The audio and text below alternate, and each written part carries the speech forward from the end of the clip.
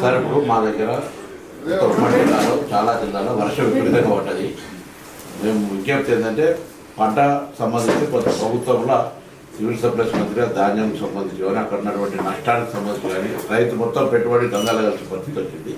కొద్దిగా సహకారం ప్రభుత్వం నుంచి ఉండాలని మిమ్మల్ని గౌరవ సివిల్ సప్లైస్ మంత్రిగా ఉమ్మడి జిల్లా తరఫున మేము రిప్రజెంట్ చేస్తాము. కొంత అధికారులతో కానీ గౌరవ ముఖ్యమంత్రి గారితో మాట్లాడి కొంత ఈ ఇష్యూకు పరిష్కారం చూపెట్టాల్సింది కోరుతాం.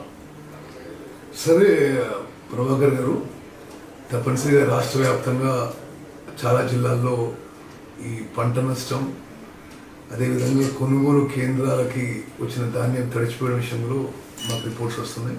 తప్పనిసరిగా ముఖ్యమంత్రి గారితో చర్చించి సరైన నిర్ణయం తీసుకున్నాం. మా జిల్లాలో ఎక్కువ జరిగింది కాబట్టి కొంత ప్రాధాన్యత ఇచ్చింది. ఎందుకంటే మాదంతా ప్యాడీ బేస్డ్ జిల్లా. సో మీరు అన్నట్టు సెంటర్స్కి రావడం, తర్వాత పంట పొలాల్లో పోయక ముందే మొత్తం మునిగిపోయినటువంటి పరిస్థితి కొంత ఆసరాగా ఉండడానికి విజ్ఞప్తి. తప్పనిసరిగా ప్రభుత్వ పెద్ద దృష్టి తీసుకోవాలి.